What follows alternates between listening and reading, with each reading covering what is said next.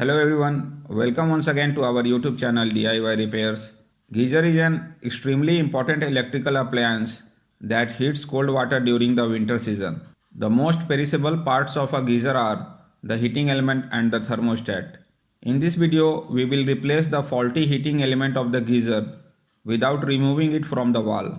The geyser needs to be removed from the wall only when there is a hole in its tank and water is leaking from it.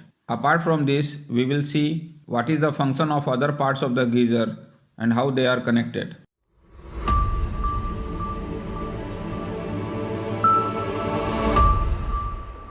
So let us replace the heating element of the geyser. First of all, remove the power plug of the geyser from the socket. After this, open the inlet and outlet pipes and drain out the water present inside the geyser. This process will not remove all the water present in the geyser because the structure of the inlet and outlet pipes of the geyser is such. You can understand this from the diagram of the internal structure of the geyser. This is the inlet pipe which is bent into a circular form at the end.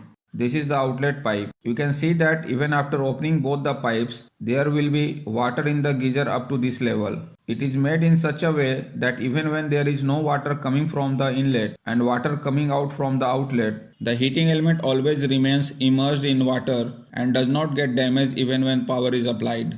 If you want, you can drain out all the water present in the geyser by opening the heating element without opening the inlet and outlet pipes. To remove the heating element, first open both the covers at the end of the geyser.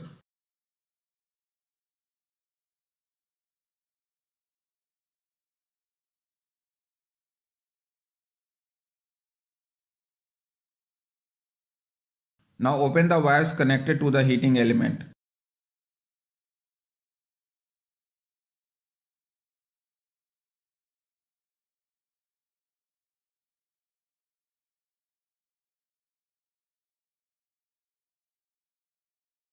Also open the heating element with the help of a wrench.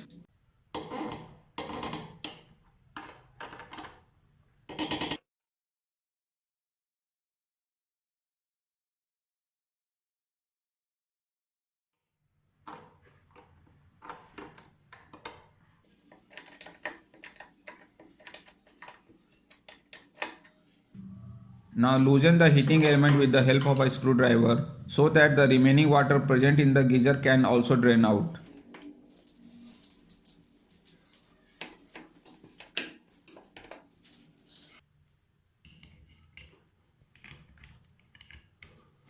With the help of pliers, slowly pull out the heating element.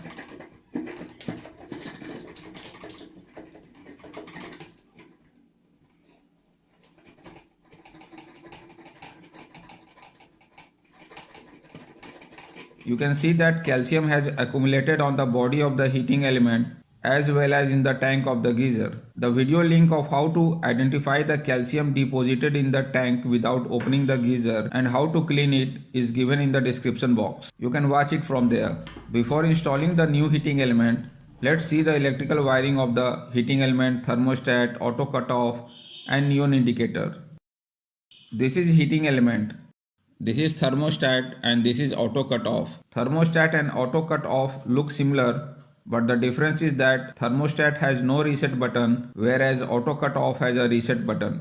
When auto cut is turned off, it can be turned on only by pressing the reset button, whereas the thermostat itself turns on and off at a certain temperature. Usually the thermostat is set to 55 to 65 degrees Celsius.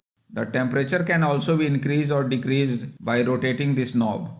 Auto cutoff is kept at 80 to 90 degrees Celsius.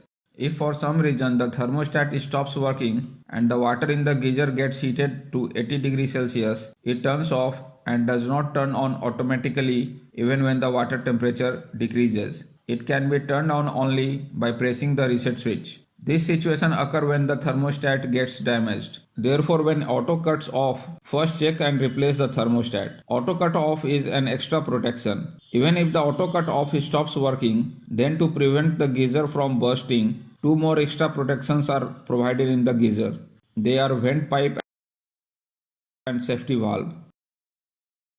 When the auto cut off also stops working, the steam pressure that builds up as the water gets heated in the geyser tank starts coming out from the vent pipe, and if the vent pipe also does not work for some reason, then steam starts coming out through this safety valve and the geyser tank is saved from bursting. Geyser has a total of 4 layers of protection. Let's look at the electrical connections. This is a power cord. This green wire is earth and will be connected to the body of the geyser. The black wire is neutral. It will connect to one end of the heating element.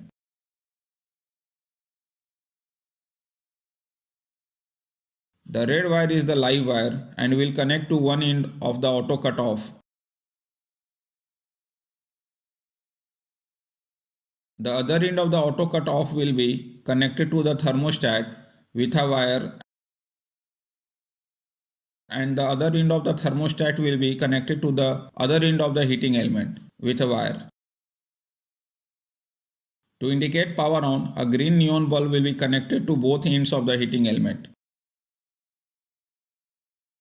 To indicate thermal cut, one end of the red neon bulb will be connected to the thermostat and the other end will be connected to thermal cutoff. You can see the diagram of the connection here. Now let's install the new heating element.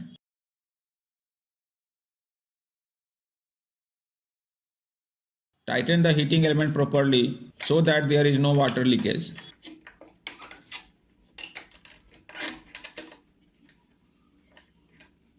Connect the thermostat, auto cutoff and neon bulb as per the diagram and put back the lower lid.